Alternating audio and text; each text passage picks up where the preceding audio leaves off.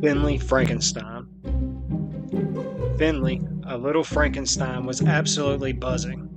It was Halloween, his favorite night of the year. He'd spend weeks meticulously crafting his costume, but not that he really needed one, being a genuine, albeit pint-sized, Frankenstein monster. But he loved the tradition, the feeling of belonging in a world where everyone else was also pretending to be something else. This year, his costume was an extra bolt on his neck, painted of shimmering silver in a carefully frayed lab coat that was 3 sizes too big, making him look adorably disproportionate. His creator, Professor Allister, a kind old man with spectacles perched perpetually on his nose, chuckled as Finley bounced around the lab. "Finley, my boy, try not to vibrate yourself apart before sundown. We have a lot of trick-or-treating to do." Finley giggled, a sound that was surprisingly tinkle for a creature of his composition. "But Professor, tonight's the night I finally perfect my scare. Last year, little Timmy just offered me a lollipop." Allister patted Finley's head, the coarse stitch on his scalp surprisingly soft to the touch.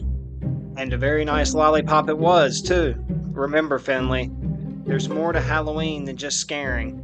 It's about community, about fun, about sweets."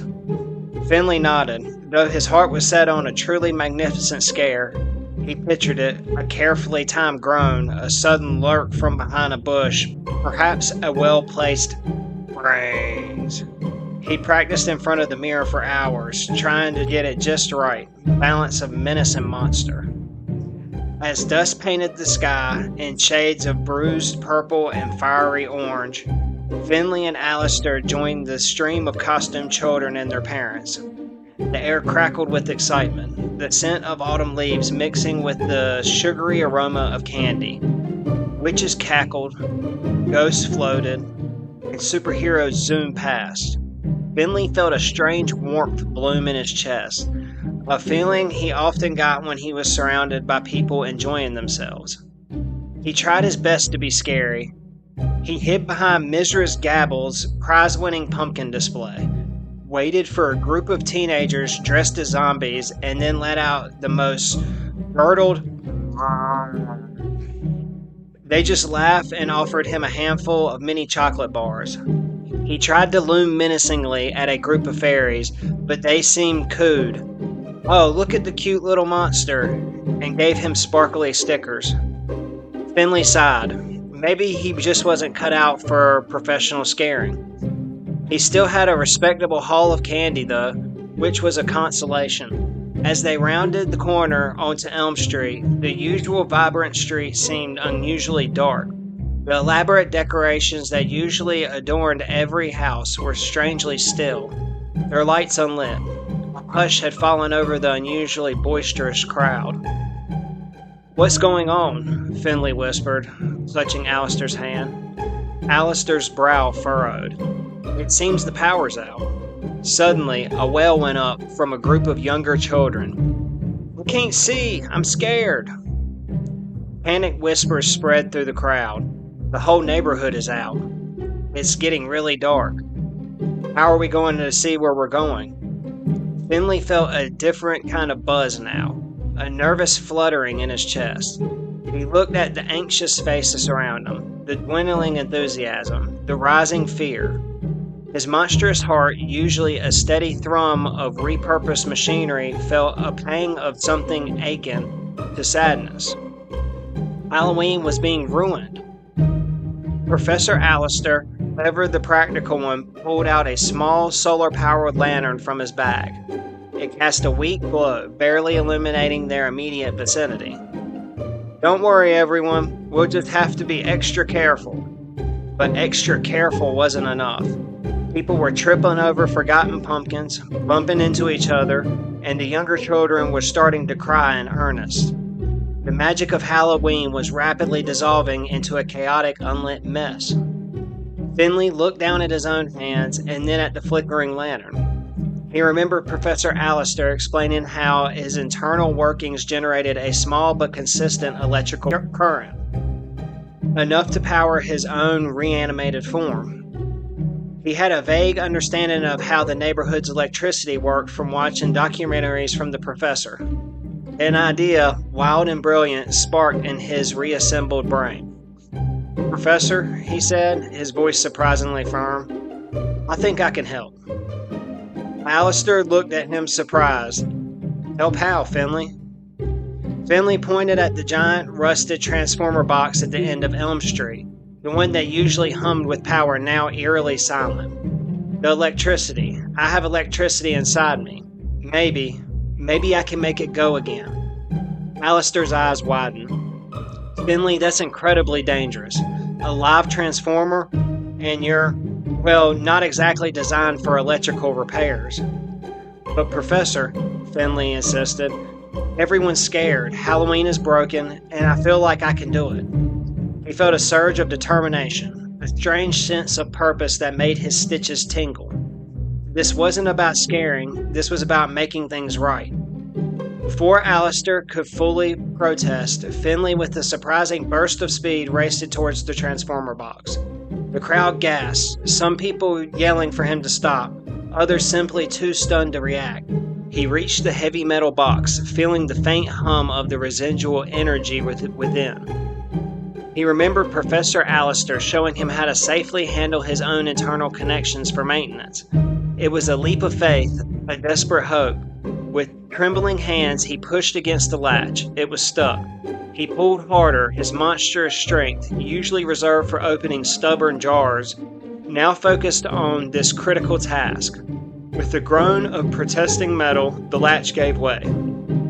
Inside, a maze of thick cables and glowing circuits. Finley, with a clarity that surprised himself, identified the main power conduit. It was disconnected, dangling uselessly. He knew instinctively what he had to do. He took a deep breath, and with another surge of courage, he reached out his hand, his specially insulated skin, a design feature Allister had included for unforeseen circumstances, making him somewhat resistant to direct shock. He grabbed the severed cable. The moment his skin touched the rough insulation, a powerful jolt coursed through him. It wasn't painful exactly, but it was intense, making every bolt and stitch in his body vibrate. He could feel his own internal energy system connecting, syncing, amplifying the dormant power of the neighborhood. He gritted his teeth, concentrating all his will, all his Frankensteinian essence, into sending his own spark, his own living electricity into the disconnected circuit. He felt a hum building, growing stronger, like a giant, sleeping beast slowly awakening. Then, with a sudden, magnificent flash of blue light, the entire street erupted. Lights flickered on in every house, illuminating pumpkins, spider webs, and grinning skeletons. The decorative lanterns on the porches glowed, the streetlights hummed back to life, casting their warm, familiar glow. The music from a distant haunted house attraction suddenly swelled. A collective cheer, louder and more joyous than any Finley had ever heard, erupted from the crowd. People clapped, shouted, and embraced. Children who moments before had been on the verge of tears now pointed at the illuminated decorations with renewed delight. Finley stood there for a moment, still connected to the transformer, feeling the immense flow of power, the vibrant energy of the entire neighborhood pulsing through him. He felt invigorated, alive. He slowly disconnected himself, feeling a slight residual tingle in his fingertips. He turned to face the crowd, who were now staring at him, not with fear, but with awe. Professor Allister rushed forward, pulling Finley into a tight hug. "My boy, you did it! You actually did it!" His voice was choked with emotion. People started to approach, their faces beaming. "You saved Halloween!" cried a small witch, holding out a candy apple. "Thank you, little monster," said a pirate, giving him a hearty pat on the shoulder. "We were so scared, but you fixed it," exclaimed the princess. Finley felt a flush spread across his patchwork face, a warmth even stronger than electrical current he had just channeled. He looked at their smiles, their relieved faces, their grateful eyes. He wasn't scary, he was a hero. The feeling was unlike anything he had ever experienced. It wasn't the satisfaction of a perfect scare or the sugar rush from a handful of candy. It was deeper, richer, a more profound sense of belonging and purpose. He had been designed to be a reanimated being, a collection of desperate parts, but in that moment he felt utterly, completely whole. He felt human. The rest of the night was a blur of joy. Finley, instead of trying to scare, found himself leading groups of younger children, showing them the brightest decorations, helping them find lost parents, and even sharing some of his own candy. He walked taller, his shoulders back, and his stitched-together face wearing a genuine, if slightly crooked, smile. Later, as they walked home, the moon high in the sky, casting long dancing shadows, Finley was quieter than usual. "A penny for your thoughts, my little electrician," Allister mused. Finley looked up at him again, his large, curious eyes reflecting the moonlight. "Professor, I didn't scare anyone tonight." Allister chuckled. "No, you certainly didn't. You did something far more important." "I know," Finley said softly, a new understanding dawning in him.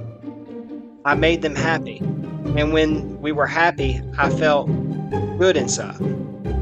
Like all my pieces fit together perfectly." He paused, searching for the right words. Like I was really alive, Professor. More than alive, ever." Allister knelt down, pulling Finley into another embrace. "That, my dear Finley, is the most human feeling of all. It's called joy and empathy, and knowing you've made a difference." Finley nestled into Allister's embrace, his stitched heart swelling with warmth that had nothing to do with electricity. He might be a Frankenstein, a creature made of many parts, but tonight, on Halloween, he had discovered the most wonderful part of all, his own humanity. And as he drifted off to sleep, surrounded by his candy haul, he knew that being a hero felt far better than being scary. And that was the best Halloween he could ever ask for. For more kids' stories and holiday specials like this, hit that subscribe button.